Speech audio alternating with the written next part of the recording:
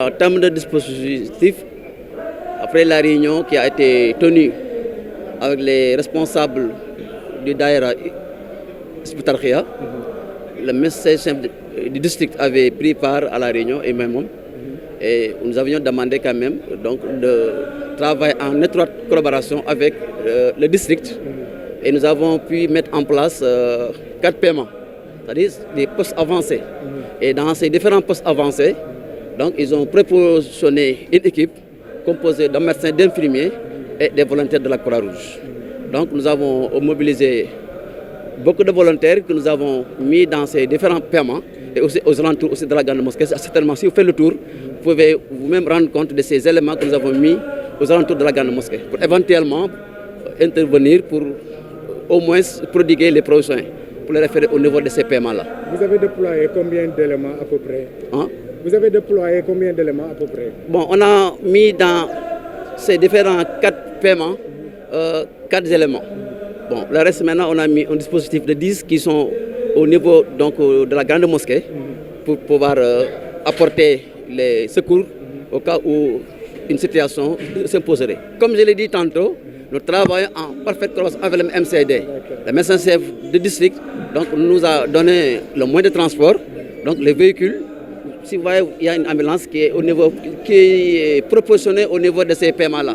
Donc le problème de moyens de déplacement, ça ne se pose pas.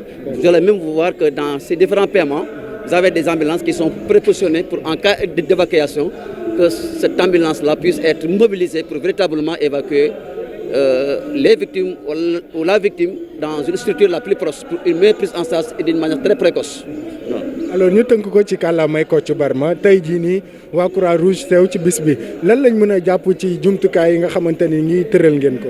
waaw comme ni nga daan defee rek ni ko faral di defee donc ñi ànd ak le médecin chef du district docteur Ndeye Maguette ak éléments yi nga xam ne bii moom lañ fi indi donc ñu amal ay paiement ay bërëb yoo xamante ni bii dañ ko amal pour uniquement jël en charge les urgences ci loolu quoi mobiliser na ay volontaires dugal leen ci ñeent paiement yi ñu jël noonu.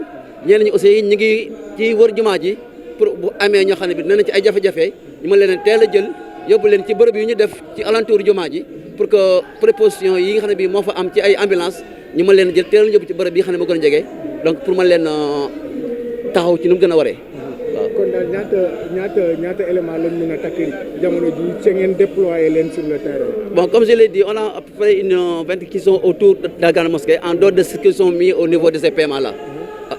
Donc comme ni nga gisee am na ñoo xam ne toll nañ ci ñaar fukk ñu mobiliser ñenn ñi ñu ngi ci poste yi nga xamante ne bii moom lañu teg wër jumaa ji poste yooyu nag mooy ñi nga xamante ne bii dañoo am ay jafe-jafe très rapidement suñu leen évacuer ci poste yooyu médecin bi def na fa ay ambulance dafa ay médecin dafa ay infirmier ak ndaw yu donc yi fa nekk yu wuutee yi nga xam ne bii ñoom dañuy wër pour di wër gannaaw ci jumaa ji pour que ba amee ñeen ñu am ay jafe-jafe ñu mën leen a jël mën leen a yóbbu ci nu mu gën a gaawee pour ñu mën leen a toppatoo. baal ma fàttaliwaat ma tur beeg sant.